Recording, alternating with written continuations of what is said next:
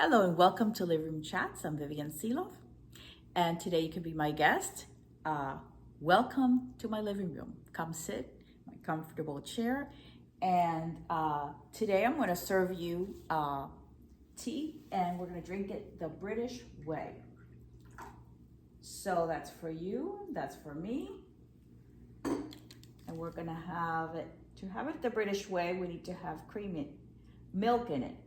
So we're pouring a little bit of milk into our tea. We're not going to stir it in a circular way, but just back and forth a couple of times, and we're ready. Very good. It's perfect.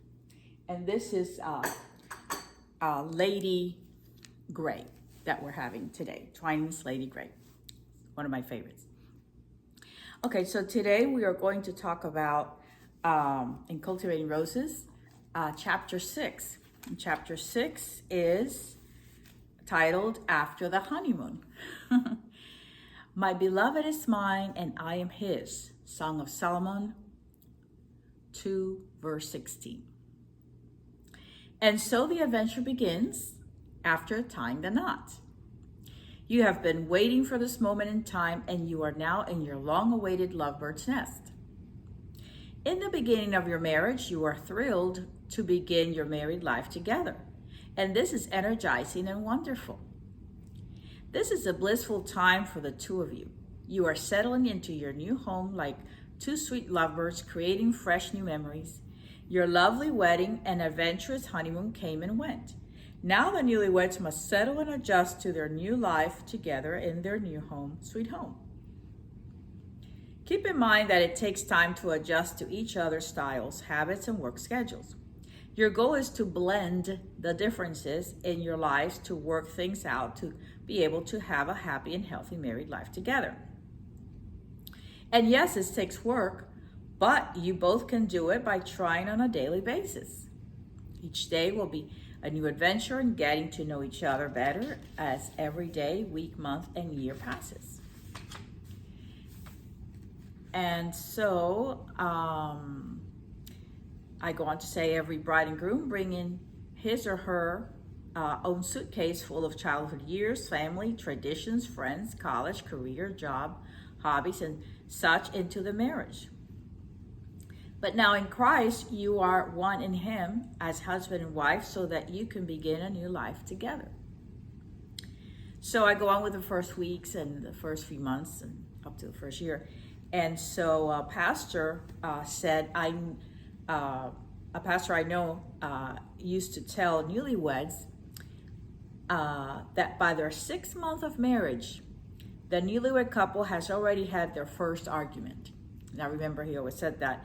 And it's true. I know I share that in chapter 3 about my differences with my husband and our first argument.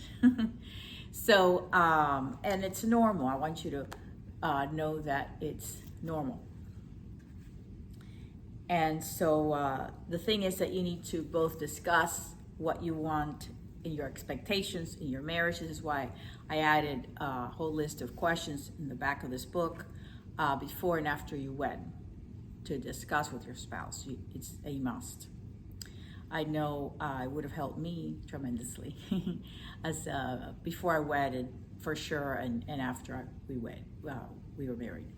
So even though my husband was a wonderful man in many ways, you know, I've shared this before, you know, each person is different. You know, we're wired differently. God wired each of us differently. Our brains are wired differently. And so men have a tunnel vision, right? And women, you know, we have many wires in our brain. We can be doing different things at the same time. We can be holding the baby, being on the phone, and cooking at the same time. And a man will never be able to do that. They do one thing at a time. So you need to blend your differences. This is what I talk about in this chapter. So just highlights that I want to share with you today to bless you and encourage you. And You need God in your marriage. You need to invite him into your marriage, not just your wedding day, but your marriage. After the wedding comes the marriage. So,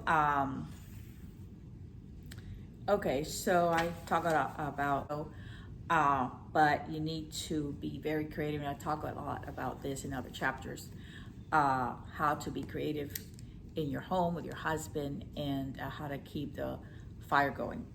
So this is all for today. I hope this encourages you. So may God bless you and your marriage, and help you with anything that you may be going on in the season of your marriage today.